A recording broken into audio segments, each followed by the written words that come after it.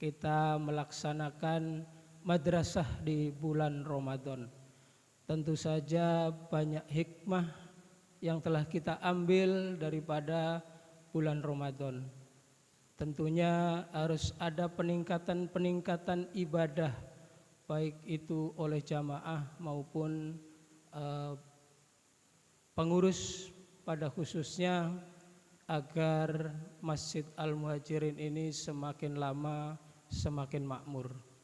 Visinya adalah memakmurkan Masjid Al-Muhajirin yang kita cintai ini. Misinya adalah mensolatkan orang yang hidup. Jadi visinya adalah memakmurkan Masjid Al-Muhajirin, misinya adalah mensolatkan orang yang hidup. Karena banyak jamaah di lingkungan Masjid Al-Muhajirin, RW 1, RW 2, Blok J, Puri, itu mungkin Muslim tapi masih belum sholat. Buya Hamka mengatakan kalau ingin melihat Muslim di Indonesia, lihat sholat Jumatnya. Sholat Jumat penuh. Tapi kalau mau melihat seorang mukmin, lihat sholat subuhnya. Kalau seorang Muslim itu Islam, tapi kalau seorang mukmin beriman, jadi lebih kuat imannya. Jadi kalau ingin melihat seorang mukmin, maka lihat sholat subuhnya. Jadi target kita adalah bagaimana seorang Muslim juga menjadi seorang mukmin. Artinya apa? Artinya sholat subuh di Masjid Al-Muhajirin jumlahnya sama dengan sholat Jumat. Itulah target yang kita canangkan. Mudah-mudahan dengan dukungan pengurus Dewan Syuro dan jamaah sekalian, insya Allah itu akan tercapai. Yakin itu akan tercapai. Hadirin jamaah rahimakumullah, kita akan memfungsikan masjid sebagaimana yang telah dicontohkan oleh Rasulullah SAW. Yang pertama, masjid sebagai baitullah, tempat ibadah kepada Allah Subhanahu wa taala. Dengan slogan masjid ramah orang tua, masjid ramah kepada remaja, masjid ramah kepada anak-anak, dan masjid ramah terhadap musafir. Ini semua nanti akan kita jabarkan program kegiatan-kegiatan daripada masjid fungsinya sebagai baitullah. Kemudian yang kedua, masjid sebagai baitul Quran. Masjid tempat membaca Al-Quran, tempat kita berdialog dengan Allah Subhanahu wa taala, karena Al-Quran adalah kalamullah. Makanya insya Allah mulai Selasa depan di Masjid Al-Muhajirin ini, di sini setiap pada subuh kita akan ngaji tahsin Quran, yang insya Allah nanti akan dipimpin oleh guru kita Bapak Ustadz Satibi Salim. Setiap subuh kita akan ngaji tahsin Quran. Untuk itu bagi bapak-bapak, ibu-ibu yang belum bisa baca Al-Quran, tidak perlu malu, tidak perlu ragu, tidak perlu minder, tidak perlu malas untuk belajar Al-Quran. Tidak ada kata terlambat untuk belajar Al-Quran. Umur kita tinggal berapa lagi sih? Kalau kita malu saat ini di dunia untuk membaca Al-Quran, bagaimana kita akan menghadap kepada Allah? Al-Quran adalah imam kita. Bagaimana kita akan menjawab pertanyaan-pertanyaan dari malaikat yang diutus oleh Allah?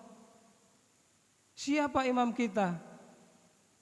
Di dunia mungkin kita bisa menjawab, iman kita adalah Al-Quran. Tapi kita tidak bisa membaca Al-Quran, tidak pernah menyentuh Al-Quran. Jadi program daripada DKM mulai Selasa depan, insya Allah setiap pagi kita akan tahsin Al-Quran. Yang belum bisa baca Al-Quran, kami siapkan gurunya. Yang sudah lancar, yang belum lancar, kita lancarkan bersama. Yang sudah lancar, mengajari yang belum lancar. Nah itu. Jadi ilmu kita akan bermanfaat. Sedekahnya akan pahalanya akan terus mengalir. Nah itu Al-Quran, masjid sebagai Baitul Quran. Kemudian masjid sebagai Baitul Mal. Kita akan maksimalkan fungsi masjid sebagai mal. Programnya adalah sedekah subuh tiap pagi, tiap subuh. Jadi saya mengajak kepada jamaah semua yang hadir di sini, bapak-bapak, ibu-ibu, untuk mewajibkan kepada diri sendiri. Jadi saya mengajak kepada jamaah untuk mewajibkan kepada diri sendiri untuk sedekah subuh setiap hari. Di sini ada kotak banyak. 1.000, 2.000, 3.000, 5.000, 10.000 silakan. Amal yang baik adalah amal yang istiqomah. Meskipun sedikit tapi tiap hari dilakukan. Jadi kembali lagi saya menghimbau kepada para jamaah untuk mewajibkan kepada dirinya sendiri sedekah subuh tiap hari. Dan ini misalnya kita berangkat ke masjid pagi-pagi, karena sedekah subuh kan susah, kita mau nyari orang untuk kita sedekahin subuh-subuh harus gedor-gedor. Nah, yang paling gampang adalah bawa duit sambil sholat subuh masukin. Nah itu karena awali hari kita dengan sedekah, karena sedekah membuka pintu rezeki dan menolak bala. Malaikat akan turun di waktu subuh untuk mendoakan orang-orang yang bersedekah subuh dan melaknat ataupun mengumpatlah orang yang menahan hartanya di waktu subuh. Itu. Jadi masjid sebagai Baitul Mal. Uangnya untuk apa? Nanti akan kita kembalikan untuk kesejahteraan jamaah, untuk kemakmuran masjid, untuk kemaslahatan umat. Yang terakhir, masjid sebagai Baitul Mal, Baitul Muamalah. Ini mungkin jangka panjang, yang program yang ketiga, karena Baitul Muamalah itu adalah usaha. Jadi jual beli misalnya atau usaha-usaha apa, dan nanti hasilnya untuk kemandirian daripada masjid. Program jangka pendek kita yang sudah saya utarakan tadi di tahsin Quran nanti setiap subuh. Kemudian program jangka pendek kedua adalah kita mengundang kepada para jamaah nanti di hari Ahad pagi seperti ini, 1 minggu dari sekarang lagi dipersiapkan oleh tim. Kita akan mengundang kaum muslimin wal muslimat, bapak-bapak, ibu-ibu, jamaah Masjid Al-Muhajirin untuk berduyun-duyun sholat subuh di Al-Muhajirin. Nanti kita kasih hadiah, dikasih door prize yang mau sholat di Masjid Al-Muhajirin. Ini bisa diworo-woro ke tetangga, ke istrinya, anaknya, Pak RT, monggo warganya untuk berduyun-duyun ke Masjid Al-Muhajirin. Nah itu nanti dikasih hadiah berupa door prize. Itu jangka pendek yang kedua.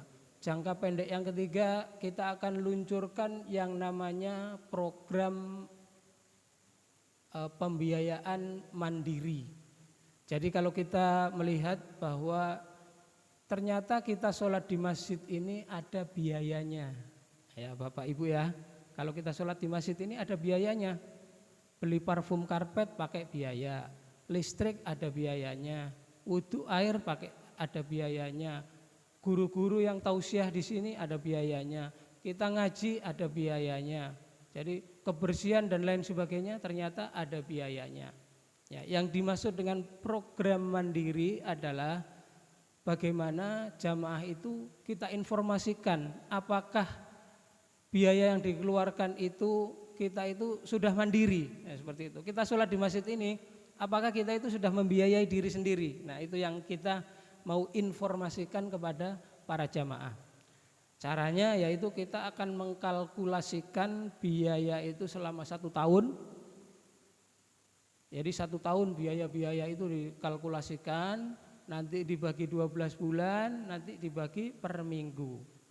Dibagi dengan rata-rata jamaah yang hadir di Masjid Al-Muhajirin. Contohnya pada pagi hari ini misalnya 5 saf, sholat duhurnya misalnya 6 saf, sholat Jumatnya misalnya ada 800, nah, kemudian sholat maghribnya ada 10 saf, sholat isya-nya misalnya ada 8 saf. Nanti kita rata-rata diakumulasi. Ternyata rata-rata jamaah di Masjid Al-Muhajirin ini ketemunya misalnya 6 saf misalnya. Jadi jumlahnya yang tadi akan kita bagi dengan 1 saf ini ada 30 orang, dibagi 30 kali 6. Dan itu akan ketemu misalnya ketemunya 10.000 misalnya per orang per minggu. Nah, itu kita informasikan kepada jamaah. Jadi ada 3 nanti. Yang pertama, apakah kita itu sudah membiayai secara mandiri beribadah di Masjid Al-Muhajirin ini. Kalau kita ketemu 10.000 1 pekan sedekahnya di Masjid Al-Muhajirin, berarti kita termasuk jamaah yang sudah mandiri. Kalau kita kurang daripada 10.000 sedekahnya di Masjid Al-Muhajirin, berarti kita disubsidi oleh jamaah yang lain. Nah, itu berarti yang ketiga masuk kategorinya, kalau kita sudah lebih dari 10.000 sedekahnya di Masjid Al-Muhajirin, berarti kita sudah membiayai ibadah kita sendiri, juga membiayai ibadah jamaah yang lain. Tentunya pahalanya akan yang subsidinya itu pahala ibadahnya yang orang lain itu dapat dia tanpa mengurangi sedikit pun yang masih sedekahnya kurang. Nah, itu. Jadi ini akan kita informasikan dalam jangka pendek ini, termasuk program jangka pendek tentang program jamaah mandiri. Bapak Ibu sekalian, kita berdoa mudah-mudahan visi daripada pengurus setelah Lebaran ini, setelah kita Ramadan ini bisa diridhoi dan dirahmati oleh Allah Subhanahu wa taala, tentunya dengan dukungan daripada seluruh jamaah kaum muslimin wal muslimat dan seluruh dewan guru maupun rekan-rekan pengurus semua. Saya ucapkan terima kasih, mohon maaf atas segala kekurangan. Saya akhiri billahi taufiq wal hidayah. Wassalamualaikum warahmatullahi wabarakatuh.